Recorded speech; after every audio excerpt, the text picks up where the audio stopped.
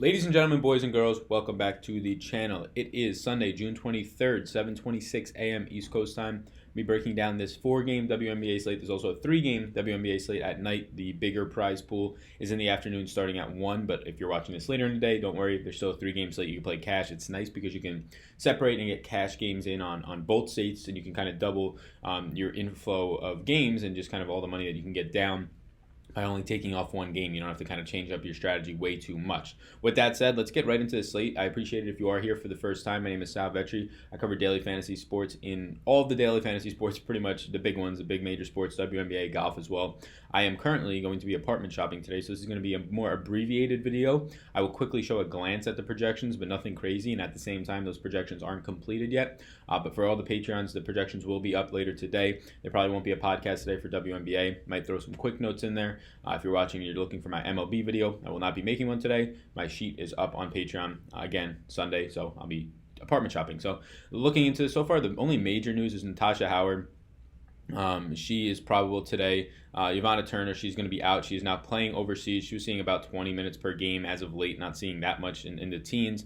Natalie Akinonwa, that's bad, but 25 minutes per game she's seeing. She's been out for a couple games now. She's really been giving Tiara McCown some more run. And I believe Jordan Canada is out as well, who I did not have on here.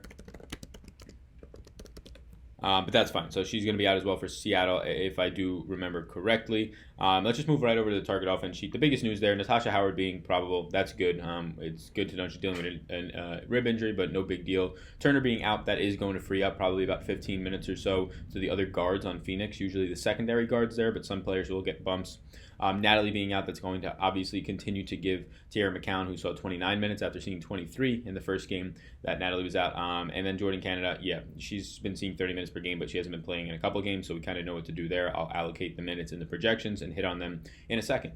So target offense sheet, yeah, I'm not putting the spread in. I really honestly am going off of just points per game, factoring in pace. So it's so volatile for the WNBA in terms of there's just only like 8 games some teams have played, some teams have played 9, 10. So it's so hard to really get a point per game out of them because they could have been playing the weaker opponents in the league, strength of schedule type things. So in terms of that for Vegas as of right now, this will be updated in the projections later in the day. Again, it's only 7:28 a.m. here. But in terms of pace up spots, and if this is your first time here, pace is just possessions per game. And I apologize if my face is a little bit darker right now. I'm not using my ring light. I could not get that set up. We're in a hotel right now, so we're trying to grind it out. But some of the bigger pace up spots for specific teams, you're going to have a huge pace up spot today. For a couple teams, Phoenix is going to gain over 2.5 possessions today as they play LA. And on the converse of that, LA is going to lose about 2.5 possessions. Outside of that, there's no major pace up bump spots up or down. You're going to see some pace down overall in the Indy-Seattle game because there's two of the slowest pace teams in the league. So what that does is when two slow pace teams play each other, they're 75 and 76 pace together. They don't just become now a 75 pace because you average them. You have to take into account the league average, and they're well below that. So they're going to be playing and feeding off of each other, playing slow. They average out to a very slow-paced game. So Indy and Seattle, although I do like some of the players in there, the point total is likely to be low, and the pace is likely to be dreadful. So keep that in mind. Some teams that are going to be in better spots today is Phoenix because they're going to gain some possessions. LA will lose some possessions, which is worrisome as they're already kind of eating into each other's production. I'm going to quickly just look at this. This is my early interest, right? It usually fills out. I tried to copy and paste all the names in that were value type plays. So lucky for everybody today. And I apologize to my patrons. I hope you don't mind. This is just something because I'm rushed today. I'm going to be just doing the projections. These are my projections. I have it filtered by value right now. This being said, this is my first run through projections. I usually go back through the projections an hour after the video, and I twink up all my point per minute productions based on defensive matchups. So what you're seeing right now will not be the final projection. So for all the patrons, you will be getting those. If you do want my projections every single day, what you're seeing on the screen right now is my projections. You can see for every single player that I have minutes for, they get projections. If you do want my projections updated throughout the day for injury news, and will be updated in about an hour or so for this slate and put back up on Patreon. You can go down below. You can support me there. I also have MLB. I have an all-access pass. You'll get golf, NFL soon to come.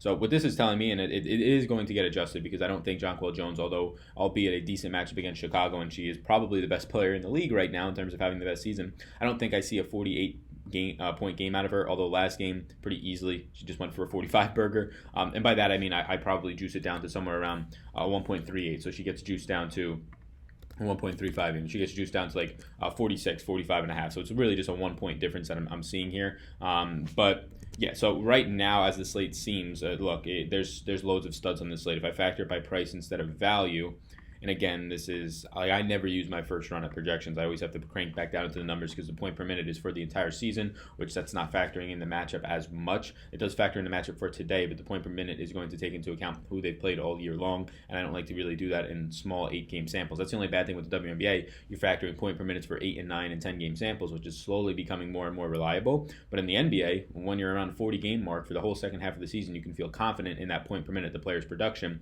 Whereas in the WNBA, once you start to hit the high 30s in games, the season's over. So, or just the 30s in general.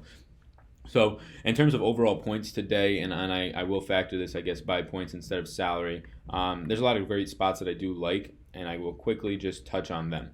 So Jonquel Jones, I'm always going to like. And Dewana Bonner, her price is coming down now, which is nice. She's a point guard, and she's kind of come down to earth the past 2 games. But the thing here is Bonner and Griner for Phoenix are playing 35-plus minutes a game. Bonner is a much more productive player, getting 1.21 fantasy points per minute. Have her at 1.23 early on today in this game against LA. They are getting a pace-up spot. More possessions is usually going to help the players who see the more minutes, right? Bonner and Griner. So I do like Bonner today at 10-8, and this is a very early look. I definitely like Jonquel Jones. Jonquel Jones is probably going to be a staple of my lineups every single night she's out there. It's just so hard for her not to hit the high 30s and realistically the 40s at this point.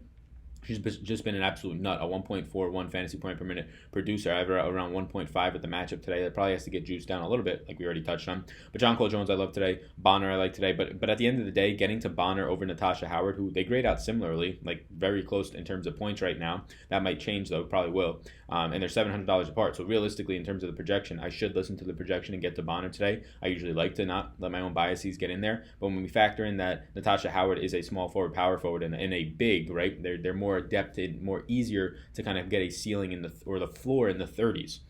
Whereas Bonner, we've seen the last 2 games, she's kind of 20 and low 30s for a shooter. If you just kind of lose your shot or you don't pick up those extra rebounds, it becomes much more difficult for you. So Natasha Howard and Jonquel Jones, like 2 nights ago, how I stuffed them in, that's kind of what I'm going to be going for today. Although Bonner is kind of sitting out there as this person kind of knocking at the window saying, I'm right here, $700 less, same price point or same cheaper price point and same point production as Howard. Della Don at 11-3. She has a beautiful matchup against Atlanta today. Again, the minutes for me for Della Don are going to be there, but not as much as you'll get them out of Natasha Howard or Bonner, and they won't be as productive as Jones. So Della Don is definitely going to be in my player pool early on, but it's something that I might not get to unless I squeeze in 3 studs and they're all forwards with Della Don, Natasha Howard, and Jones, which is definitely a possibility. Trying to discover some value today. $7,800 Jessica Breland finally saw 30 minutes in the last game. Played really well, 37 fantasy points. She's too cheap. She saw 28 and 30 minutes in the past 2 games. I have her at 28 today. That grades out at 30 fantasy points, which at $7,800 is just way too cheap. I don't care if the matchup is against Washington. It's a little more tough. This is too cheap for Jessica Breland. I'll touch on Jewel Lloyd. She played big minutes and she finally scored she finally scored a good amount of points. She has to score a lot of points to be productive. She has to score 20 plus to get you there in fantasy. I'd rather have Breland, honestly, a different position, but $1,100 less. Jewel Lloyd is still too cheap. She grades out at 0.34 value. Anytime it approaches 0.35 for me, I like it. But not something that I'm going to get to at $8,900 in the context of a 4-game slate. There's a lot more teams and players in the slate today to take advantage of. I'll touch on Strickland. Strickland's been playing really well. 30 minutes, I have her projected out today. She projects out for a value of 0.40. I don't want people, especially at $7,000, I don't want people to get too carried away with this. Strickland is shooting lights out from 3. It's not going to keep up.